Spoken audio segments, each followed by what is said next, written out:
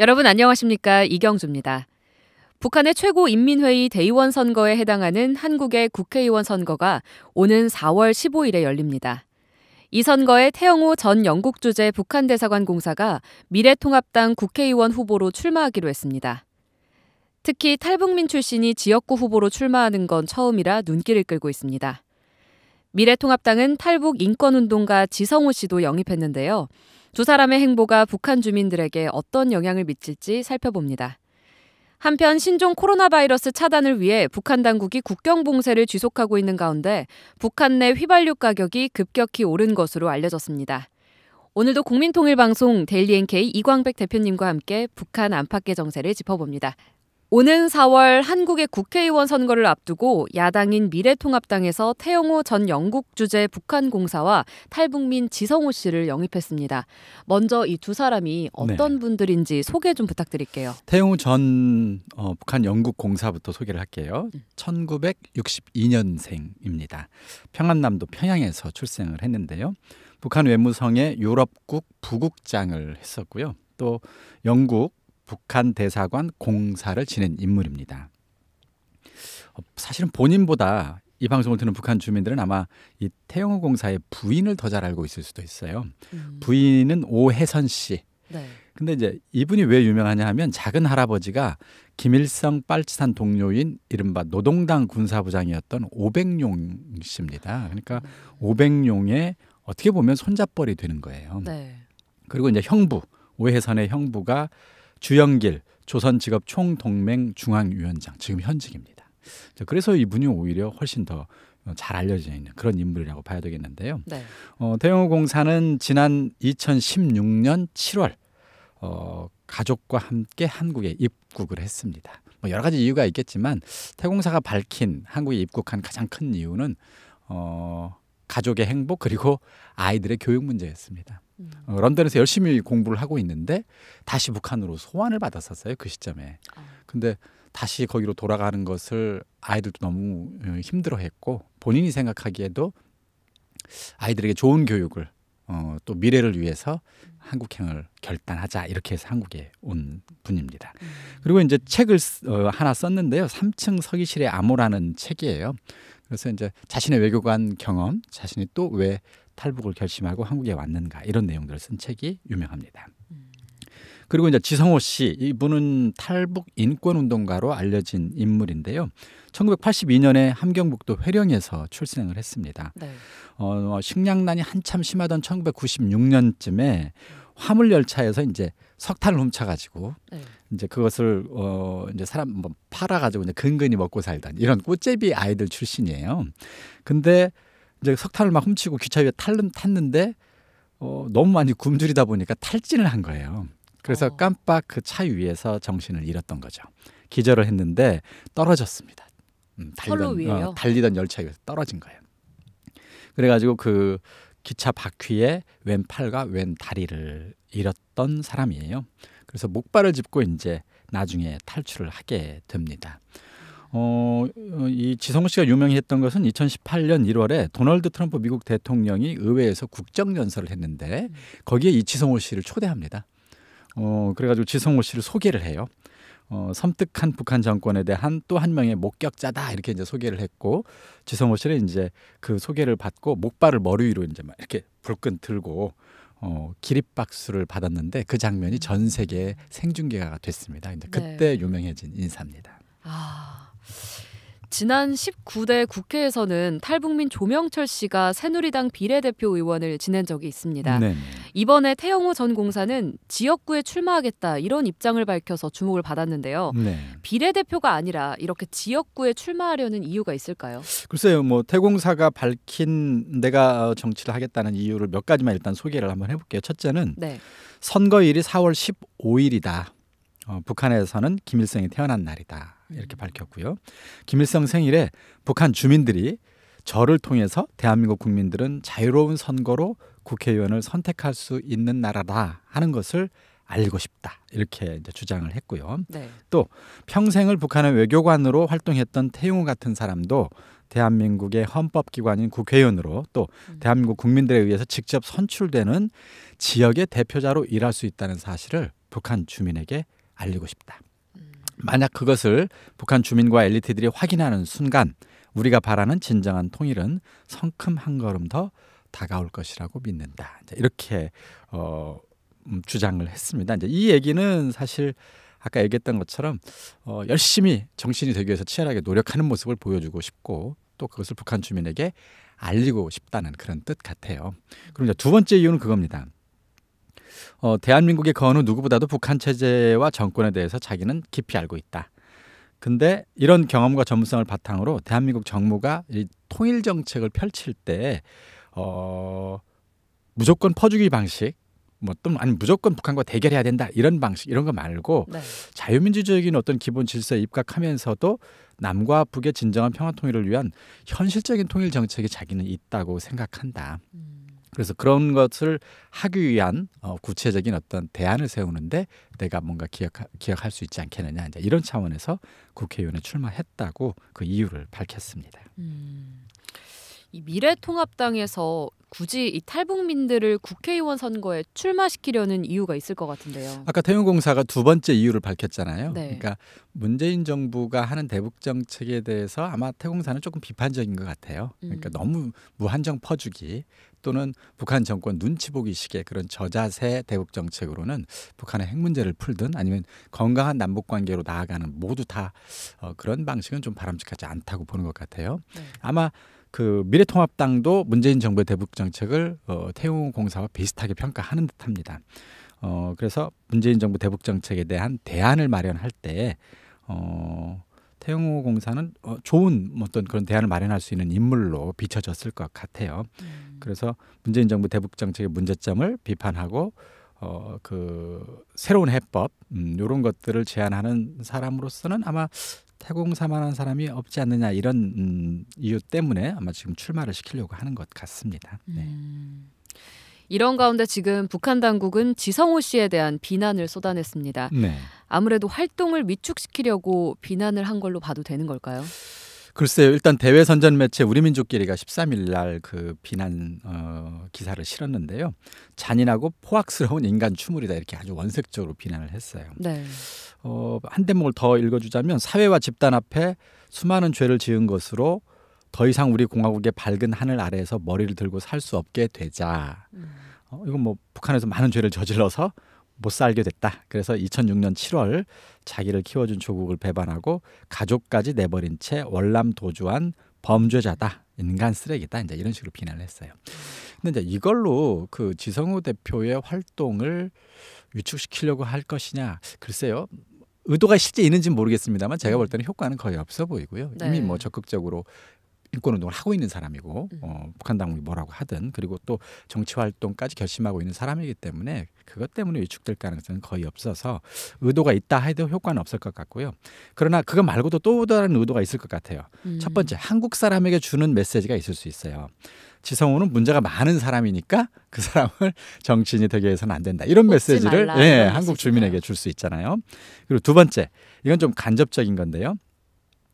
한국에서 인권운동을 하거나 또는 정치를 하는 탈북인들이 많이 있어요. 네, 늘어나고 있는 것 늘어나고 같아요. 있어요.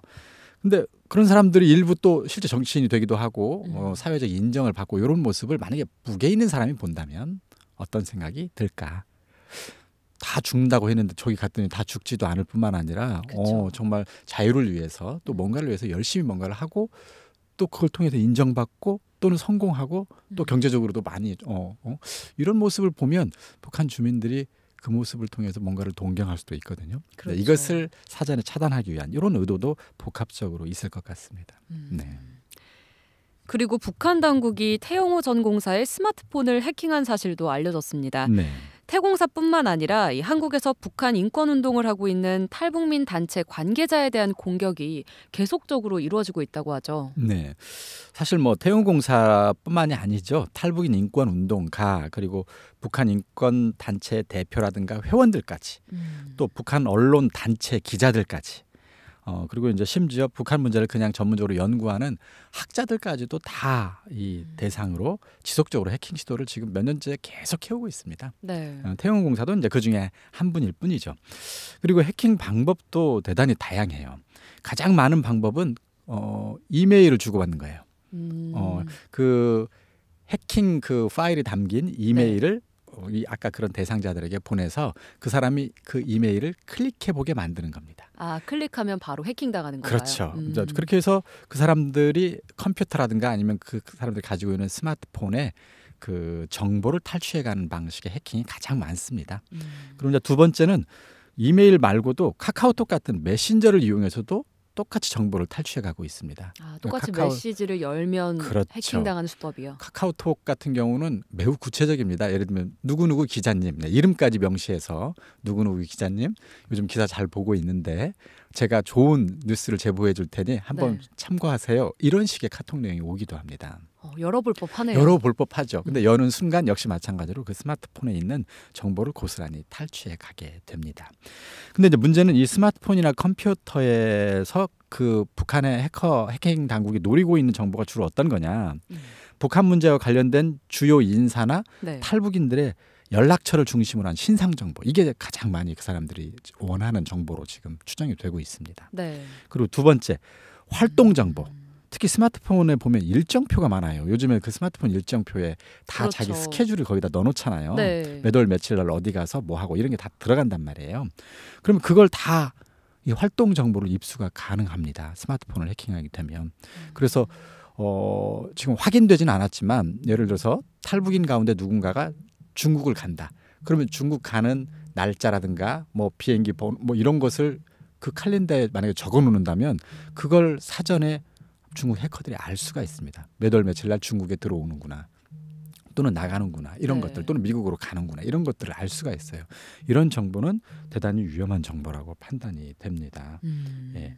그리고 또 하나 돈이든 통장 계좌 정보 같은 것도 들어있을 수도 있습니다. 그러니까 이런 것들을 이제 이 시간에 말하는 건 좀 적절할지 모르겠지만 그 북한 인권운동 단체라든가 북한 관련 전문가 또는 기자분들은 이런 점에 특히 유의해서 조심하셔야 될 것 같습니다.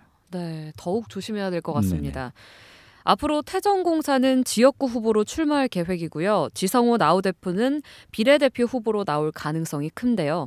이 두 사람이 국회의원 선거에 도전하는 게 과연 북한 주민들에게는 어떤 영향을 미치게 될까요? 글쎄요. 아까도 조금 말씀드렸던 것 같은데 일단 태영호 공사의 기대, 뭘 기대하고는지 한번 볼까요? 만약 제가 국회의원으로 당선된다면 북한 체제와 정권의 유지에 중추적인 역할을 하고 있는 북한 내 엘리트들 그리고 세계 각국에서 근무하고 있는 저의 옛 동료인 북한의 외교관들 특히 자유를 갈망하고 있는 북한의 선량한 주민들 모두가 희망을 넘어서 확신을 갖게 될 수도 있다. 저 땅은 자유의 땅이다. 이런 식의 이런 것들 이걸 통해서 북한 주민의 어떤 의식이나 생각의 변화를 줄 수 있는 게 아니냐 이런 기대를 갖고 있는데 실제 그런 영향을 줄 가능성이 있다고 봅니다. 그리고 또 하나 뭐 북한 주민들이 만약에 이 소식을 듣게 된다면 한국과 북한을 자연스럽게 비교하게 될 겁니다. 그러니까 보세요. 북한의 대의원은 김정은 위원장이 사실상 다 결정해서 지역구에 후보 한 명만 딸랑 내보내거든요. 그리고 찬반 투표를 하게 됐지만 모두가 다 찬성만 하죠. 이미 다 정해진 거네요. 이미 다. 근데 한국의 국회의원 같은 경우는 주민이 투표로 결정한다는 거고 후보도 한 명이 아니라 여러 명. 자기가 하고 싶은 사람이 마음대로 나올 수 있다는 거고 또 주민도 자신이 원하는 사람을 자유롭게 선택해서 뽑을 수 있다는 것이죠. 이 독재 사회와 민주주의 사회의 차이를 아마 이번 선거를 통해서 느낄 수도 있는 것이죠.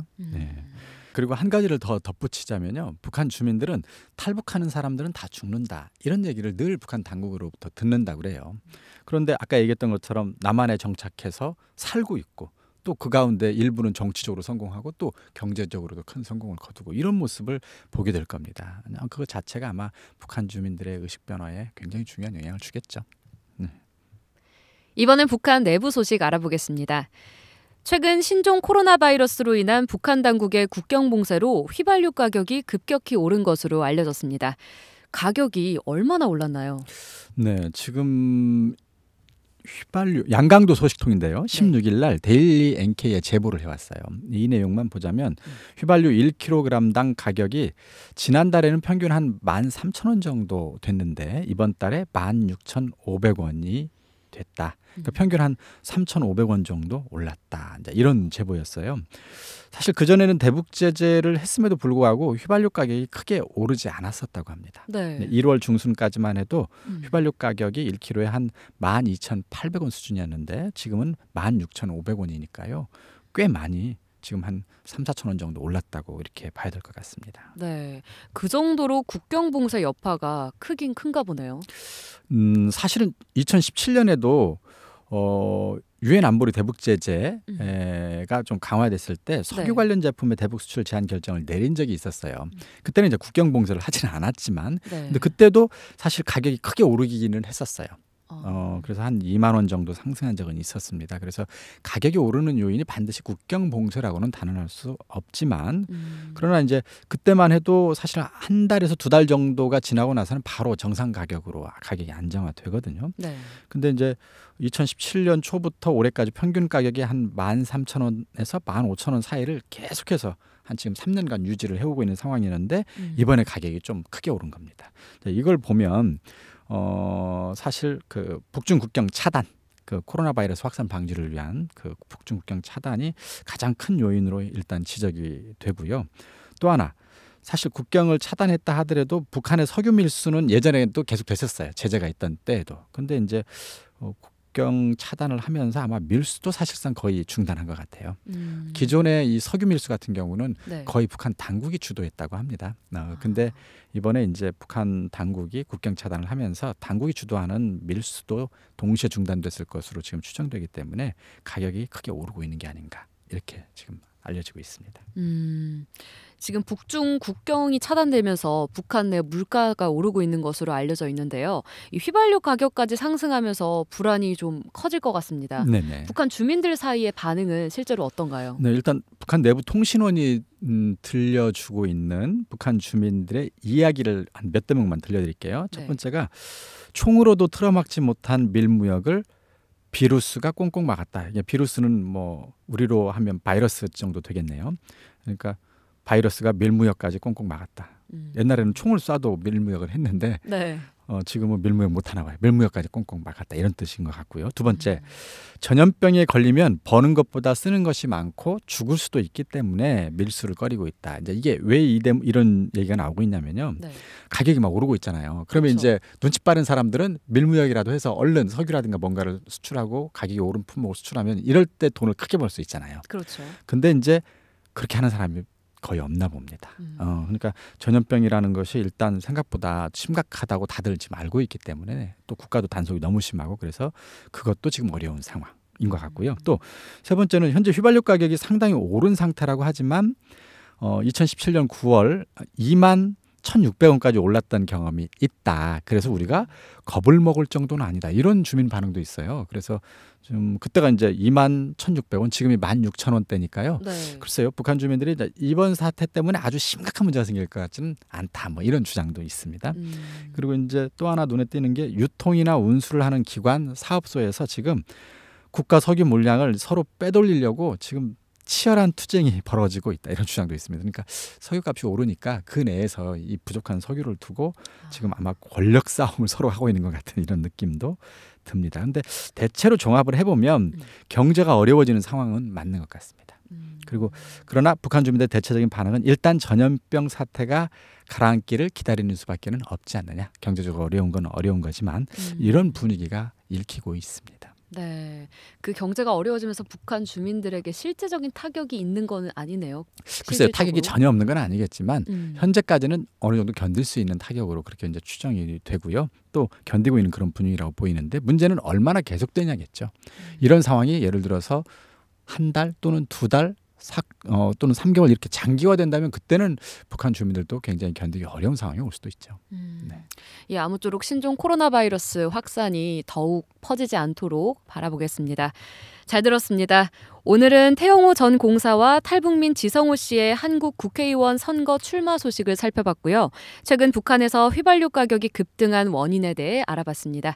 대표님, 오늘 말씀 감사합니다. 네, 감사합니다.